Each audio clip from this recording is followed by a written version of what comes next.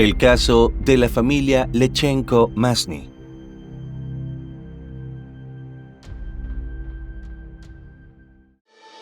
¿Cuál es el límite de la maldad humana que lleva a los humanos a cometer los más atroces actos contra su propia especie? ¿Qué pasa en el cerebro de las mentes más malignas? Todas estas interrogantes nos han quitado el sueño por años. Y ahora, analizando y llevando a tu pantalla los más impactantes casos de la historia, queremos encontrar las respuestas. En Detectives Criminales, 3 veces por semana, te haremos conocer las más perturbadoras historias para que tú mismo puedas contestar esas interrogantes. Mi nombre es Levi y te doy la bienvenida a un video más. Julia Masny-Safonchik nació el 20 de mayo de 1970, pero no está claro su origen, ya que algunas reseñas la sitúan en Siberia, Rusia, mientras que otros ubican su nacimiento en Ucrania. En todo caso, los dos países pertenecían en ese momento a la Unión de Repúblicas Socialistas Soviéticas. Desde muy joven se dedicó a la música, desempeñándose como pianista.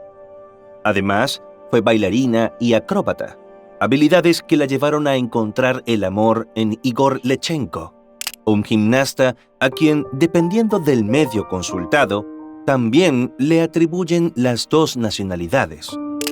Su historia comenzó en Rusia, país en el cual se conocieron mientras trabajaban como bailarines para una compañía de danza. Sin embargo, hay versiones que describen cómo sus vidas se cruzaron en el famoso circo ruso, donde tenían un acto como acróbatas.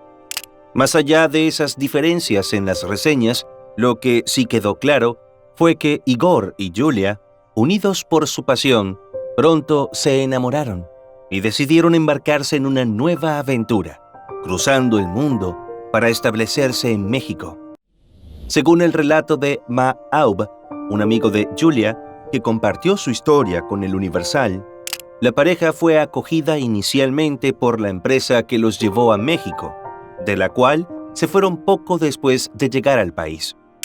Luego, por su propio talento, consiguieron un espacio en el circo Ataide, el cual disparó rápidamente su exitosa carrera. Incluso llegaron a presentarse durante las actividades de promoción del espectáculo, en programas de televisión como Un Nuevo Día, conducido en ese entonces por Rebeca de Alba y César Costa, 2 de las grandes figuras mexicanas de la pantalla chica. En los años 90, Julia e Igor decidieron probar suerte en Estados Unidos.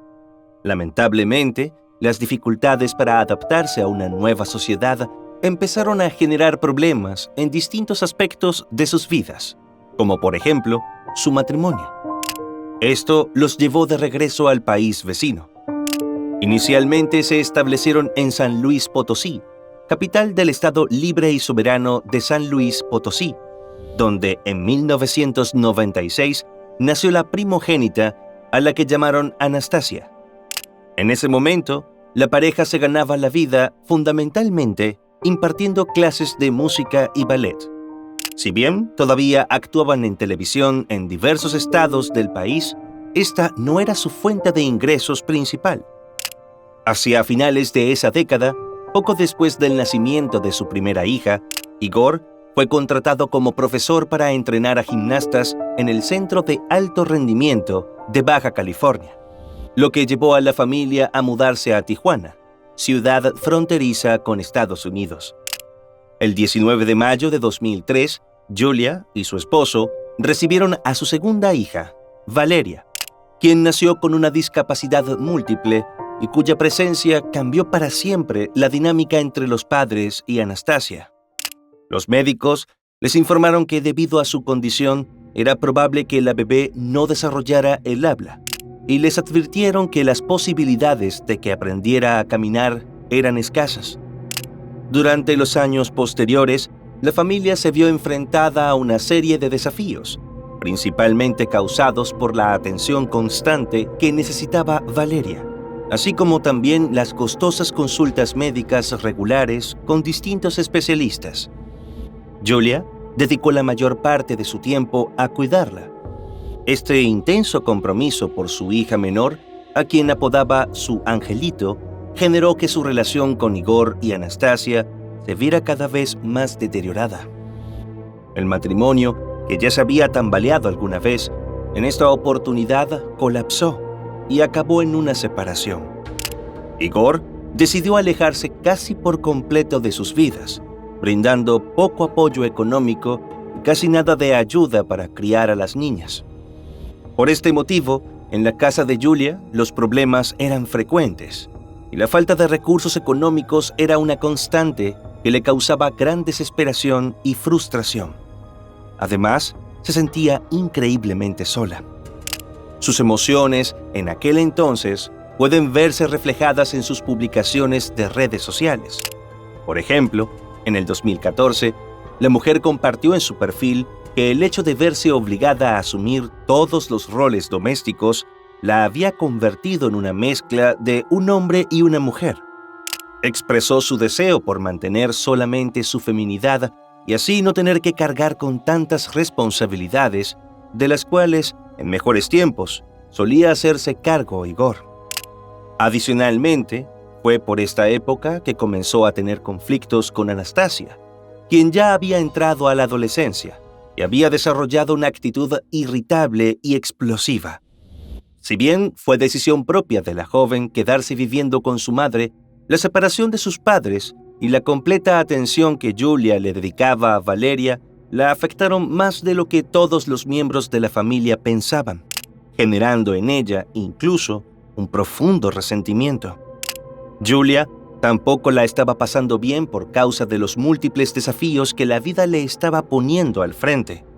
A modo de desahogo, compartió sus pensamientos sobre sus hijas en redes sociales, citando al autor británico Graham Greene, para expresar su tristeza por la distancia que sentía con Anastasia, diciendo que son los hijos quienes tienen la capacidad de alejarse, pero que los padres jamás podrán hacerlo. En cambio, las publicaciones dirigidas a su hija menor estaban llenas de palabras de amor y admiración, las cuales, con frecuencia, eran acompañadas por collages de fotos de ellas dos juntas.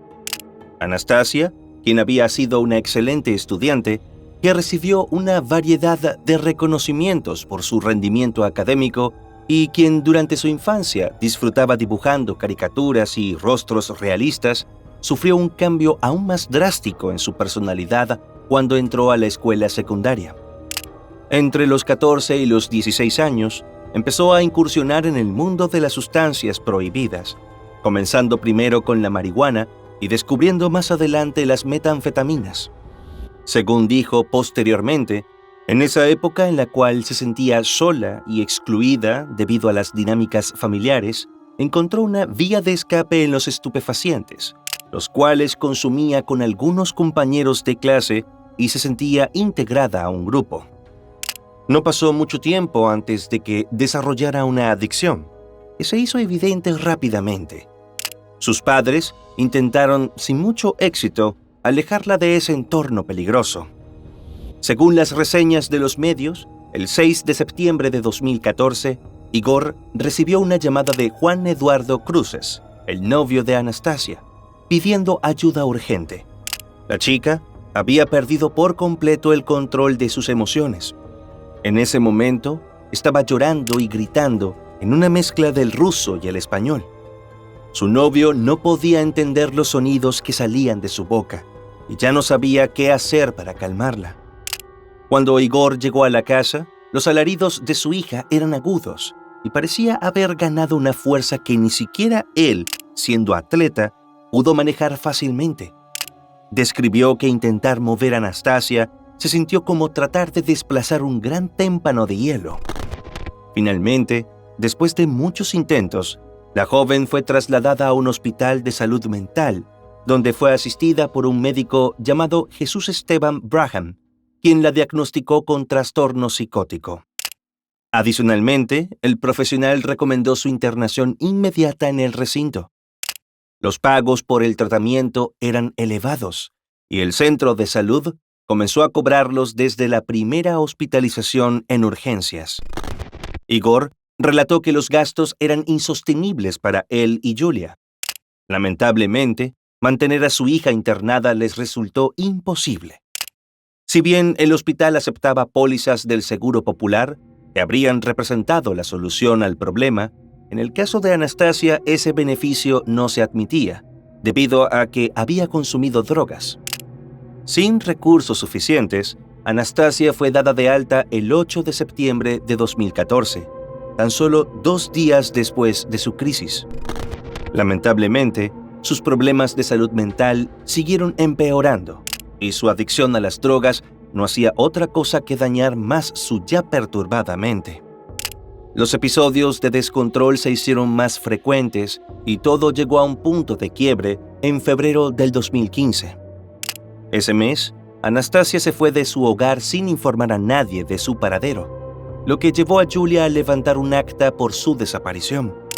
El Centro de Apoyo de Personas Extraviadas y Ausentes, conocido también por sus siglas como CAPEA, emitió una alerta nacional para encontrarla, y las autoridades judiciales elaboraron carteles con sus datos para distribuir en distintas zonas. Cuando estaba a punto de concluir el mes, exactamente el 27 de febrero, la joven de 19 años para ese momento se puso en contacto con su madre por teléfono. Le informó que estaba en Culiacán, Sinaloa, en compañía de unos amigos. Dijo que había conseguido un empleo y que no tenía ningún motivo para preocuparse por su seguridad y bienestar. Todo pareció ir bien durante los 4 meses siguientes, hasta que, de forma totalmente inesperada, sobrevino una tragedia que todavía hoy, cuando se habla del caso, estremece a México. Antes de continuar, es importante resaltar que la información disponible sobre los acontecimientos, así como sobre las investigaciones posteriores y el proceso judicial, varían enormemente dependiendo del medio consultado. Incluso, en muchos de los artículos, las fechas ni siquiera coinciden. Por ese motivo, la mayoría de la documentación utilizada para el desarrollo de este guión pertenece a la cobertura hecha por El Universal, medio que no solo siguió de cerca el caso desde sus comienzos, sino que, además, es el único que consiguió tener entrevistas con los involucrados. Aclarado este punto, continuamos. Según la mayoría de las reseñas, el 11 de junio del 2015, la policía municipal recibió distintos llamados de parte de residentes de la zona de Playas de Tijuana, donde la familia Lechenko-Masny tenía su domicilio. En dichas denuncias, los vecinos reportaron que de una casa de la avenida Paseo Ensenada emanaba un olor a descomposición que hacía irrespirable el aire en los alrededores.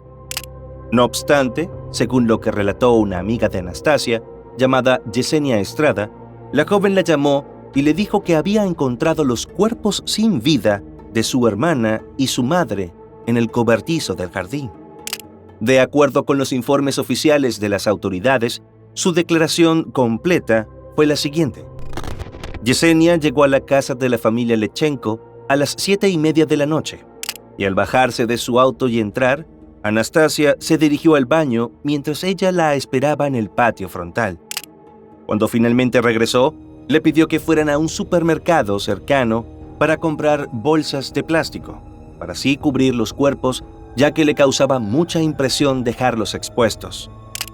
Las dos fueron al establecimiento comercial, y mientras la joven realizaba su compra, ella consideró llamar a la policía, pero decidió no hacerlo debido a que Anastasia parecía estar bajo el efecto de estupefacientes, lo que la hizo dudar de la veracidad de la situación.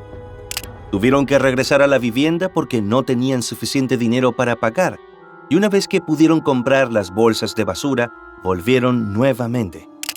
Mientras que Yesenia esperaba a que su amiga terminara de preparar las bolsas en la cocina, notó una mancha de aproximadamente 15 centímetros y de color marrón en el pasillo que daba al patio trasero.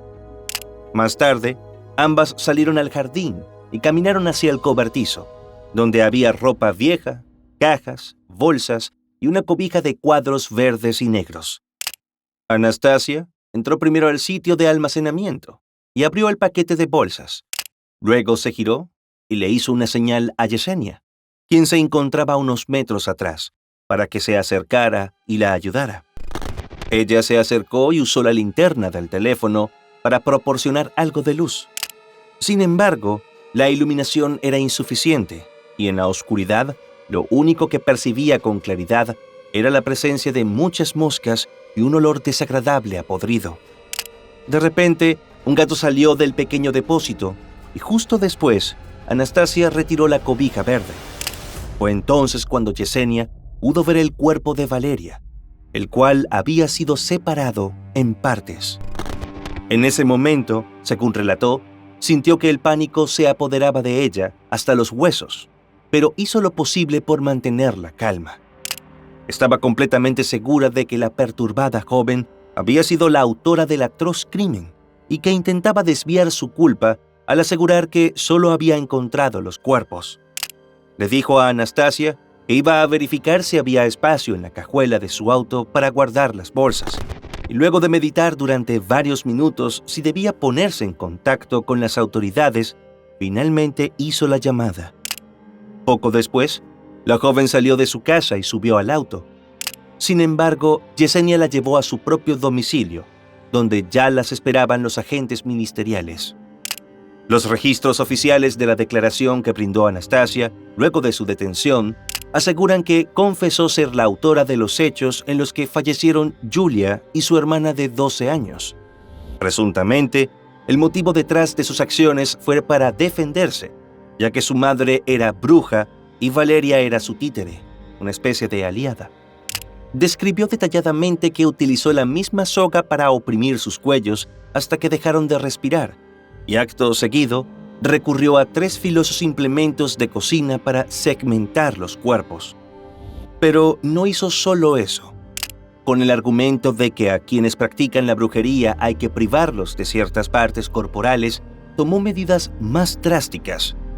Según dijo, para evitar que desde el más allá continuaran con sus trabajos malignos, extrajo el corazón de su madre y los ojos de su hermana.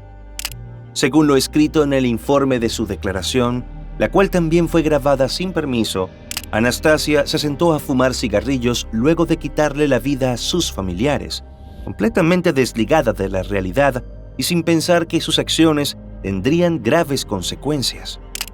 Al llegar a las oficinas de la Fiscalía, el abogado de oficio que le fue asignado a la joven, Juan Alberto Rubio Almaraz, observó inconsistencias en su declaración, describiéndolas en un documento oficial como incoherentes. En consecuencia, solicitó a la Fiscalía que peritos en psiquiatría forense le realizaran exámenes de salud mental a Anastasia para determinar si estaba consciente y bien orientada en todas sus facetas en el momento de los hechos. Luego de esto, y aunque contaban con la confesión grabada, el Ministerio Público consideró que no había suficientes evidencias en su contra para mantenerla bajo arresto, por lo que decidieron liberarla mientras la Fiscalía recolectaba las pruebas necesarias. Debido a esa decisión, Anastasia no fue imputada y se le perdió el rastro, generando aún más controversia y polémica en torno a su caso.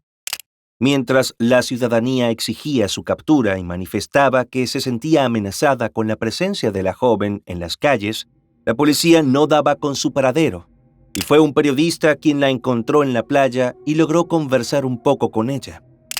Entretanto, los oficiales seguían con la tarea de sustentar bien la investigación para que la Fiscalía pudiera presentar una acusación basada en suficientes evidencias. José María González, quien dirigía al equipo de especialistas que trabajaba en la escena del crimen, afirmó que habían determinado que la sospechosa había actuado de manera individual y que probablemente sus acciones se vieron influidas por el entorno familiar, sumado a su consumo de sustancias y sus complicaciones de salud mental.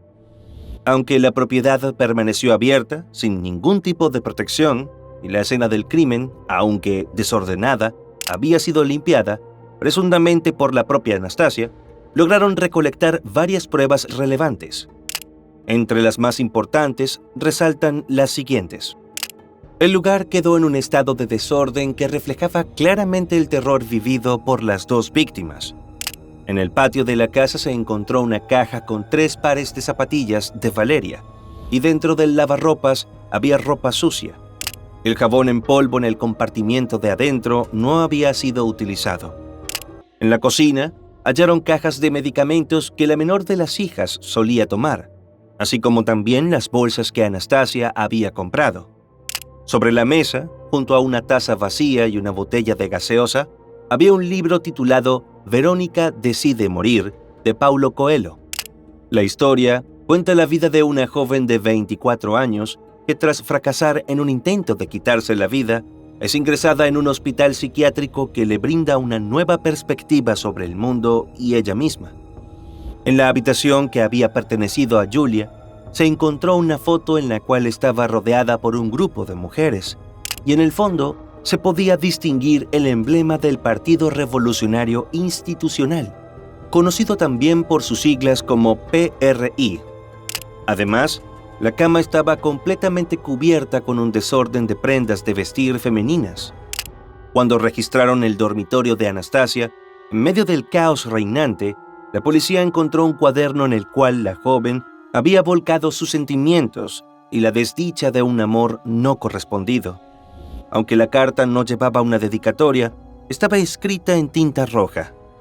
Además, descubrieron cientos de colillas de cigarrillos que habían sido guardadas en varios frascos de café instantáneo y almacenados en los estantes de su habitación.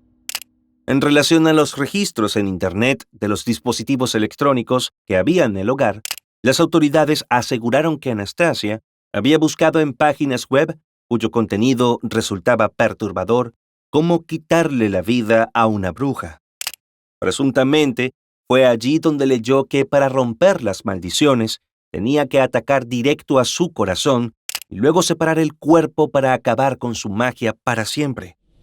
A lo largo de este período se recibieron los resultados de las autopsias, que describieron que las heridas cortantes fueron realizadas post-mortem. Los médicos forenses determinaron que el ataque había sucedido el 8 de junio, 3 días antes de que los cuerpos fueran encontrados. Los investigadores también llevaron a cabo entrevistas con vecinos de la pequeña comunidad, quienes señalaron que no habían visto a Julia y a Valeria en las últimas 48 o 72 horas, y cuando se reveló la tragedia, entendieron el porqué de la ausencia de ambas. Estas declaraciones coincidían con la fecha estimada por los especialistas. Adicionalmente, la fiscalía contaba con el testimonio firmado de Yesenia, quien, si bien no había presenciado los crímenes, aseguró haber visto los cadáveres. Sus palabras fueron un elemento crucial utilizado por los representantes legales del Estado para solicitar la orden de aprehensión en contra de Anastasia. El 19 de junio, finalmente se presentaron las pruebas recolectadas, por lo que ese mismo día obtuvieron la autorización para llevar a cabo el arresto. Cerca de las 2 de la tarde de ese mismo día, la joven fue detenida por agentes ministeriales mientras paseaba con sus amigos por el Parque México en la colonia Playas de Tijuana, una zona cercana a su residencia. Según los informes oficiales, Anastasia se mantuvo serena y no ofreció resistencia durante su detención y el posterior traslado al Cerezo de Tijuana, un centro penitenciario en donde aguardó que se dictara el auto de formal prisión. El lunes 23 de junio de 2015 se presentó en el Juzgado Quinto de lo Penal, acompañada por su nuevo abogado defensor, Gabriel Celestino, quien aseguró haberse comprometido a representarla legalmente de forma gratuita. Declaró con firmeza que ella era inocente, argumentando que el día en que ocurrieron los ataques, su cliente estaba en compañía de amigos, lejos del lugar de los hechos. También denunció que para obtener la confesión, los agentes de la policía ministerial habían golpeado a la joven y presuntamente vulneraron su intimidad. Explicó que la conducta inapropiada de los funcionarios fue la razón por la cual Anastasia terminó asumiendo la responsabilidad por las defunciones de Julia y Valeria. La defensa añadió que, debido a estos hechos, el juez quinto de lo penal había ordenado que se presentara una denuncia por abuso de autoridad y agresión sexual, y que la misma no solo ya se había formalizado, sino que también se había iniciado una investigación en contra de los policías. Sin embargo, la Procuraduría General de Justicia del Estado conocida como la PGJE por sus siglas, desmintió las afirmaciones del letrado. En un comunicado oficial, la dependencia aclaró que Anastasia había sido revisada físicamente de acuerdo al protocolo médico que deben seguir. La Procuraduría sugirió que estas graves acusaciones podrían ser una táctica para influir en el caso, ya que durante la declaración preparatoria de Anastasia no se había mencionado ninguna instancia de comportamientos lascivos. En la audiencia, que se llevó a cabo el 24 de junio, Yesenia se presentó para testificar en contra de su amiga. Aseguró que le había confesado haberle quitado la vida a su madre y su hermana, y que planeaba hacer lo mismo con su padre. Para finalizar su plan, pensaba ponerle fin a su propia existencia. Un día más tarde, el juzgado quinto de lo penal anunció el auto de formal prisión contra la joven. La jueza Ruth Elizabeth Cruz Cota notificó que esta decisión la había tomado basándose en los dictámenes presentados por la Procuraduría. Inicialmente, la joven confesó su implicación en los crímenes y ofreció su versión de los hechos. Sin embargo, en ese momento se retractó de sus declaraciones previas y alegó ser inocente. Argumentó en concordancia con lo dicho por su abogado que había sido forzada a mentir y que estaba bajo efectos de drogas durante varios días, lo que, según ella, había llevado a los agentes a buscar culpables falsos. No obstante, sus palabras no fueron suficientes para convencer a la magistrada, y ese día fue trasladada al penal de La Mesa en Tijuana, donde no se le concedió la posibilidad de salir bajo fianza debido a la gravedad del delito que se le imputaba. Lo siguiente que se supo sobre el caso ocurrió el 1 de julio de 2015, cuando Igor llegó al juzgado, acompañado por la abogada Xochitl de Labra Monreal, una reconocida penalista de la ciudad. El hombre había acusado al anterior defensor de su hija de mantenerlo al margen, así como de postergar y evadir sus reuniones. Explicó que no entendía la procedencia del abogado, quien le había negado información crucial sobre los decesos de Julia y Valeria. Aquí lo que requiere el señor es contacto con el abogado de su hija, porque en realidad él no sabe ni cómo están las cosas, ni cómo se está llevando la defensa, ni qué va a pasar. Y como él me dice, necesito saber si realmente mi hija es culpable o no, o qué fue lo que habló con el abogado, cómo lo contactó, porque pues si hay presunción de inocencia, quiero ayudarla. Aclaró que, según le dijo el letrado, supuestamente había sido contratado por los amigos de su hija, o alternativamente por la embajada rusa.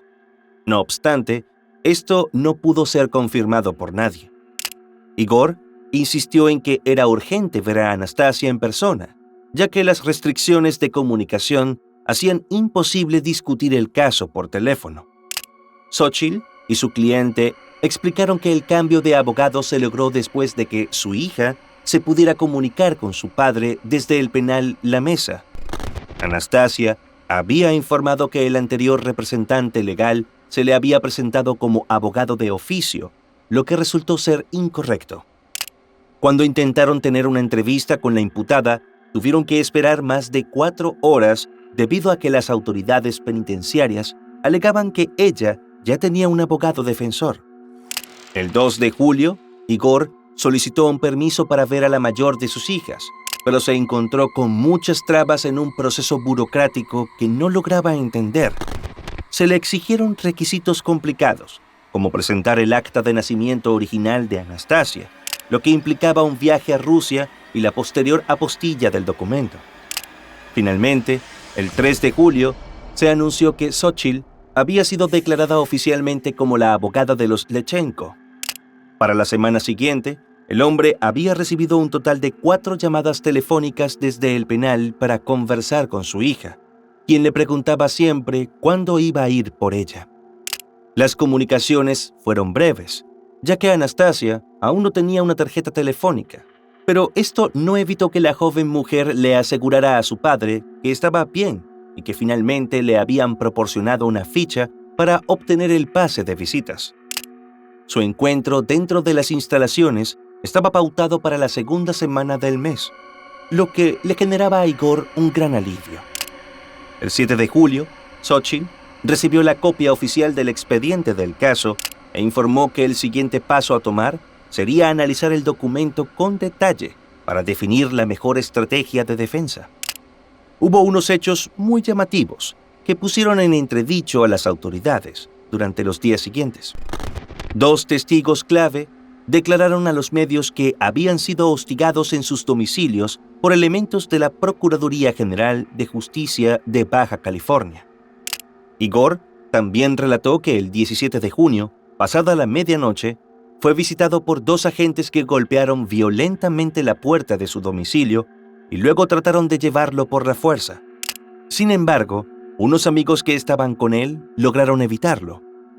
Javier, uno de los otros hombres que estuvo presente en el momento, relató que tuvieron que decirles a los agentes que el hombre estaba borracho y no podía salir de la casa hasta que, luego de gritos e insultos, lograron hacer que se fueran. El padre de Anastasia y sus compañeros de vivienda manifestaron que sentían el temor constante de que la situación se repitiera y llegara a peores. De acuerdo con los detalles que trascendieron, Yesenia también había sido víctima de hostigamiento, aparentemente de parte de los mismos 2 funcionarios de la policía ministerial. Detalló que antes de la imputación formal fue visitada por los agentes, quienes le ofrecieron 500 pesos mexicanos, un poco más de $30 en aquel entonces, para asegurar su colaboración en contra de su amiga. Además, le advirtieron que tuviera cuidado y que se mantuviera firme en su declaración ante el tribunal. Esta amenaza generó temor en la joven, quien vivía con sus padres y además tenía una hija pequeña. Debido a estos incidentes, Igor presentó una denuncia precautoria ante la Comisión Nacional de los Derechos Humanos. A mediados de julio, se revelaron los resultados de los análisis psiquiátricos solicitados por el primer abogado de Anastasia, aquel que fue asignado por la corte. La evaluación fue realizada por la psicóloga Nayeli Cota Arredondo, perito auxiliar del Tribunal de Justicia del Estado. La imputada le relató a la especialista que, en el 2013, había tenido una discusión con Julia, durante la cual se enteró que no era su madre biológica, sino su madrastra. Según la declaración, la mujer de poco más de 40 años le confesó que no la había concebido y que desearía que nunca la hubieran tenido. Al realizar la investigación para este video, no encontramos ninguna fuente que pudiera confirmar si esto era verdad. Durante la entrevista, la psicóloga notó que Anastasia hablaba de las fallecidas en presente, como si aún estuvieran vivas, lo cual daba indicios del impacto psicológico que la situación había tenido sobre ella.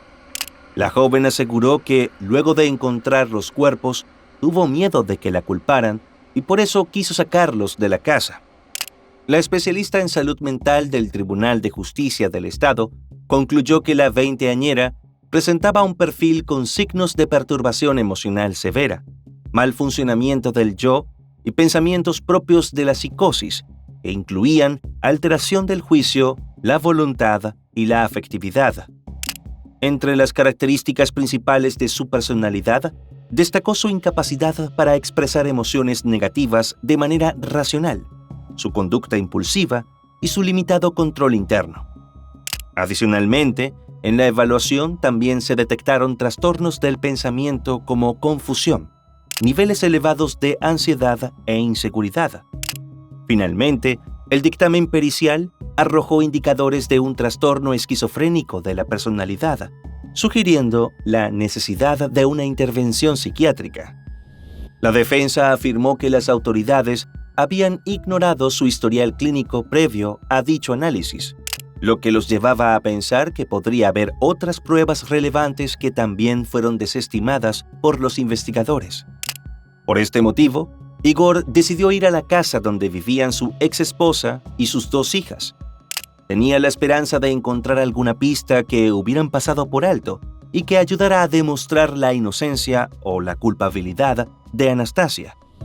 El hombre manifestó en declaraciones a un destacado medio su incredulidad en relación a los resultados del análisis pericial de la Procuraduría de Justicia de Baja California, que indicaban la presencia de sangre en la escena del crimen.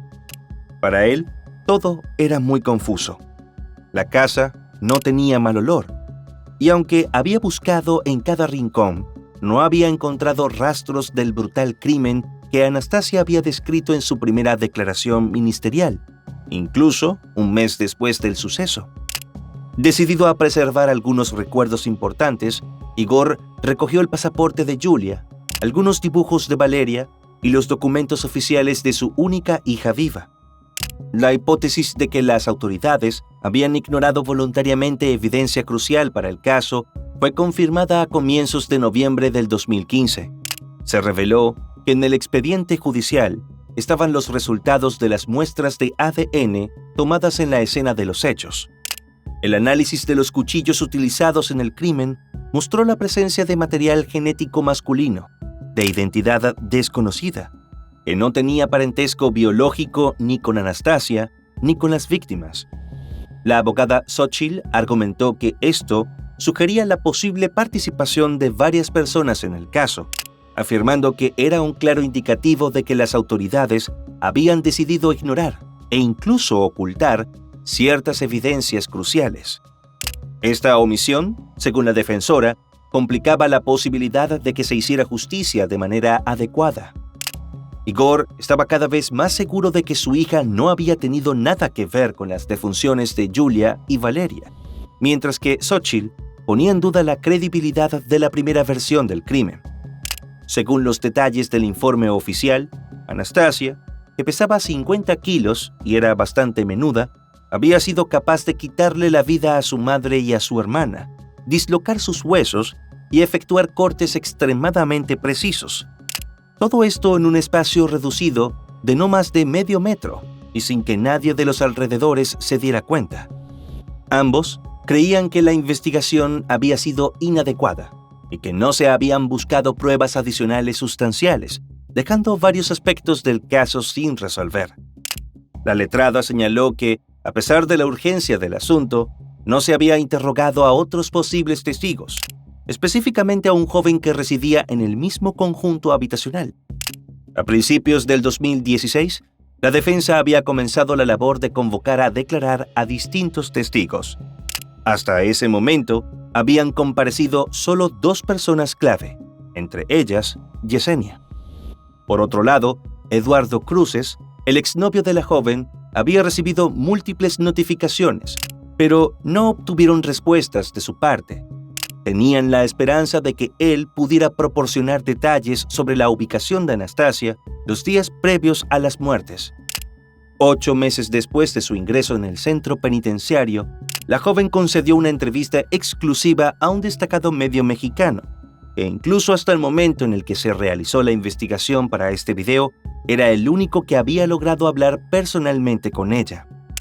En esa conversación, la joven explicó que, aunque no podía negar que había estado drogada, cuando llegó a su casa, el crimen ya había sido cometido.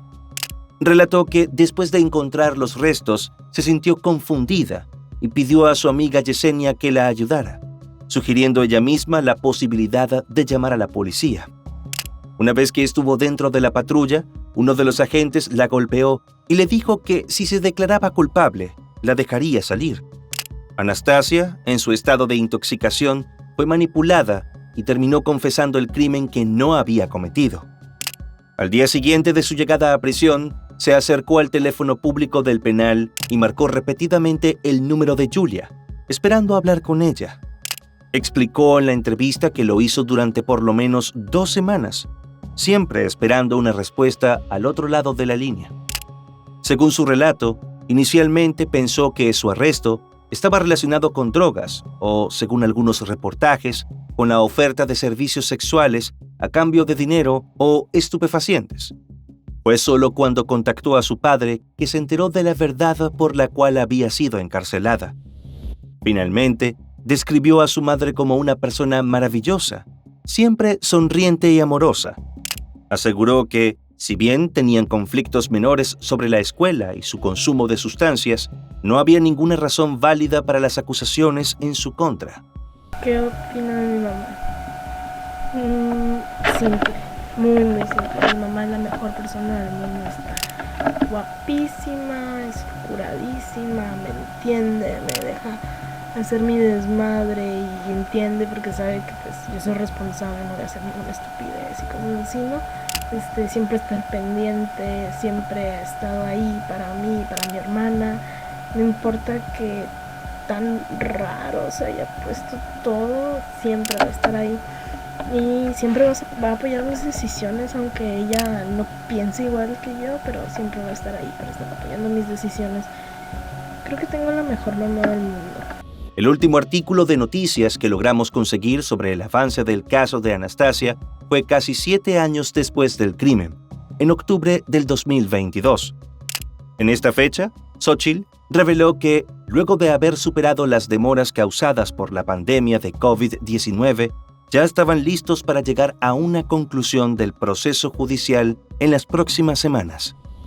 La abogada aseguró que habían realizado un nuevo análisis a las evidencias recolectadas en 2015, así como también a otras pruebas que aparecieron durante esos años, y que los informes redactados sobre la base de esos resultados podrían darle un giro de 180 grados al caso. Luego de esto, no hubo más actualizaciones. Algunos usuarios en redes sociales han expresado su preocupación de que la justicia en este caso podría ser tan injusta como en otros similares en México. Señalan que hay muchos datos que aún no han sido revelados y argumentan que es posible que Anastasia haya sido designada como la única responsable de este trágico incidente por algún motivo mayor, que aún es desconocido. Como señalamos anteriormente, la información disponible sobre el caso es sumamente variable entre diferentes fuentes. Mientras que algunas informan que la joven ya ha sido condenada a 80 años de prisión, otras indican que esa cifra era solo una estimación de la pena que podría recibir. De hecho, en los que se refieren a la supuesta condena, no hay detalles del juicio ni de la audiencia de sentencia, lo que hace dudar de la exactitud del dato. Para finalizar, mencionaremos nuevamente la única entrevista concedida por la imputada, en la cual explicó que se enfrenta a la realidad de que, aunque busca la verdad de lo sucedido, sigue siendo esquiva. Anastasia Lechenko-Masny le explicó al periodista con el que conversó que cuando cierra los ojos y aspira profundamente, proyecta una visión de futuro en la que busca reemplazar los sonidos de la cárcel con la tranquilidad y libertad del mar en la costa mexicana en Ensenada. Es ahí a donde ella y su padre decidieron que se mudarían si lograban demostrar su inocencia, la cual aún es incierta. Y bueno, hasta aquí un caso más. No te olvides antes de irte de dejar tu me gusta y suscribirte si este contenido te ha parecido interesante. Hasta otro episodio más de Detectives Criminales.